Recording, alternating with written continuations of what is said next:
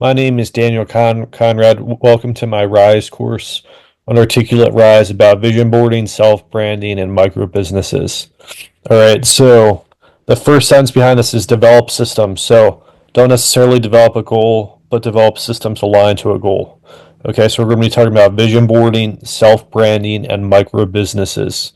All right, so the first step is vision boarding. So ultimately, what we want to do is set systems, not necessarily goals, but systems, or a set of systems aligned to a goal. Once you have this in place, then you can vision board. Okay, using Pinterest to vision board, for instance, here's a really cool example of a vision board on Pinterest. Now, in this case, right, if I was a jeweler, if I was trying to make jewelry, or if I wanted to experiment with maybe a drill press, maybe soldering stuff together or welding stuff together. Um, Here's an example of what could be done with those areas, right? Taking a whole bunch of pennies, maybe I'm not sure if it's soldering or welding them together in that process, right? Or I could cut a hole through a penny, make jewelry from that, or a nickel or a dime or whatever. So develop systems and extreme ownership, develop systems that follow a goal, systems versus a goal, vision board your entire life from what you want to eat to how you want to sell, what brand to sell, how you want to organize. And what we can also do, I found this on Pinterest as well, are Japanese principles such as Kaizen, Yutori, Ichigo Ichi. There's many more than just that, but here's some of the Japanese principles: Kaizen, Ichigo Ichi, Yutori. Now, here's a really interesting frame: the ideation to execution gap. So the idea to execution gap. Now, this is more of a feminized frame, but really, this video I found interesting because there's a gap between idea to execution, right? In this frame, I looked this video up after looking at Pinterest, whether it's feminine, whether it's masculine. I don't necessarily care if it's masculinized or feminized. Pinterest can be used in either direction, right? So in this case, this was a more feminized frame, but it gave me good insights. All right. So it's kind of like a YouTuber that gives good insights using Pinterest for an eBay business, what to sell on Etsy, physical products that might have only one item. So it might be a physical, tangible product. Jewelry making. Here's another good, interesting frame of a fork that was bent backwards, right? It got to its plastic region, it was bent backwards, right? It got to its plastic region, was bent backwards and reshaped. And there's videos on Pinterest about how these things happen.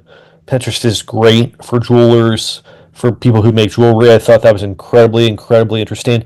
Now, this would be more of a masculinized jewelry example, right? So here's another example of a Japanese philosophy: the best mindsets found on Pinterest. Create simple systems. Here's another term: create simple systems. All right. And then, okay, what I like to do, I have another channel: posters, boards, and displays. And I have this on Buy Me a Coffee, right? I take every frame, every photo I find on Pinterest that intrigues me, and then I build a vision board out of it physically. That's fundamentally important too. All right. I build a vision board out of it physically. So you want to audit Pinterest. You want to audit the vision that you have. Auditing goes a long way. So that's vision boarding. Now, self branding, the Artist Handbook, and Digital Corruption. All right. This was a book I wrote. I put on as a physical copy on Amazon, the Artist Handbook by Daniel Conrad. Now the book is not necessarily intriguing. It's what's more necessarily what's inside of it. So I update continuously. I'm not interested in my artwork. I could care less about my artwork. I'm interested in keeping a record of my artwork. I'm not interested in the artwork. I'm interested in keeping the record of my artwork, the portfolio of my artwork, right? Or just a record of it. So this is what I include in my artist handbook. You can get a direct copy, direct to print copy on Amazon. So artwork does not matter. A book with artwork does matter. It builds a portfolio. right? The Artist's Handbook, The Art and Science of Ultraviolet Resin and Stained Glass.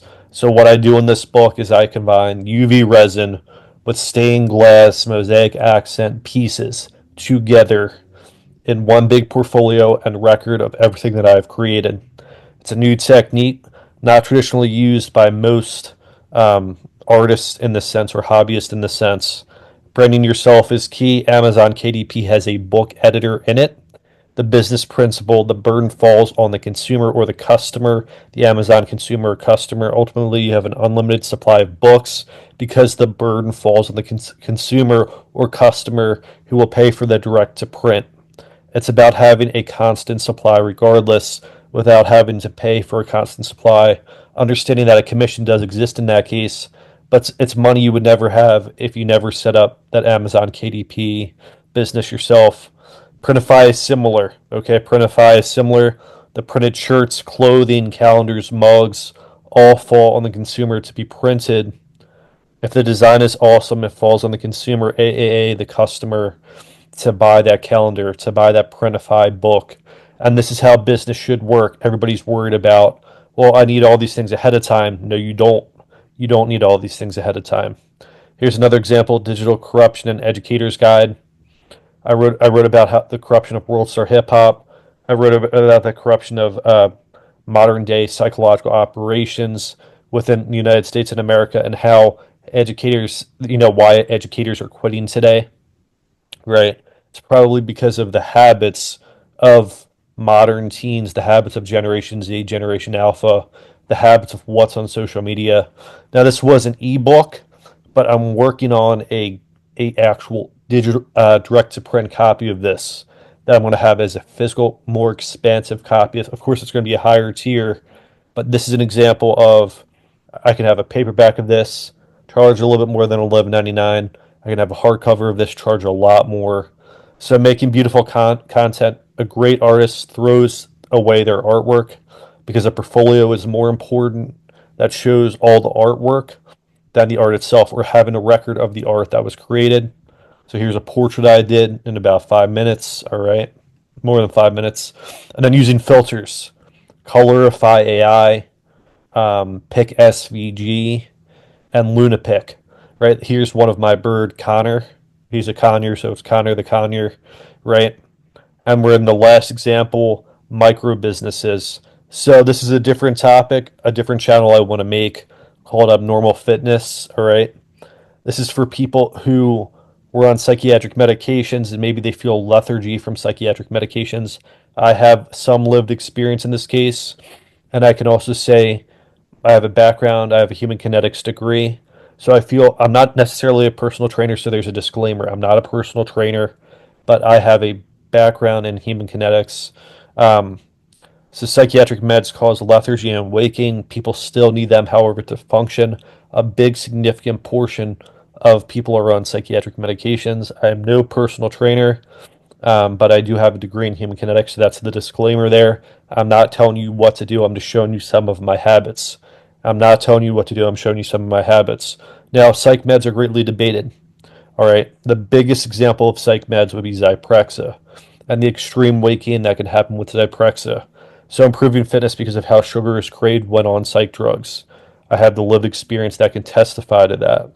Building habits that, regardless of being on psych meds, will stress strain the body through exercise, stress strain the scapula and pelvic girdle so that the chest and pelvic muscles are bigger than the abdominal region. Believe it or not, this is possible. So you're going to stress strain the scapula and the pelvic girdle, all the muscles surrounding them, to make your chest and your pelvis muscles bigger than your gut. Here's an example. So this was a glute press machine that I built. It's me personally. I'm going to play it. This is a glute press. So in this example, it's basically a bench press just for your pelvic girdle muscles, aka your glute muscles, right? So I put weight over here, you push this bar down, all right, and then you're going to press with it. You're going to stress strain. Now I do have a bit of a gut, but I'm building my legs and my glutes more significantly in this process.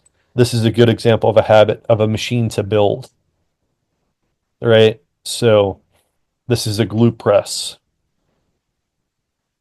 right? Stress straining the pelvis, stress straining it. It was a little bit more than I could do normally, but stress straining the pelvis, the pelvic muscles, right? The pelvic girdle muscles, right?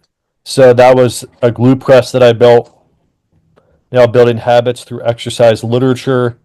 We could talk about Jesse Ventura's Manifesto for Therapeutic Modality.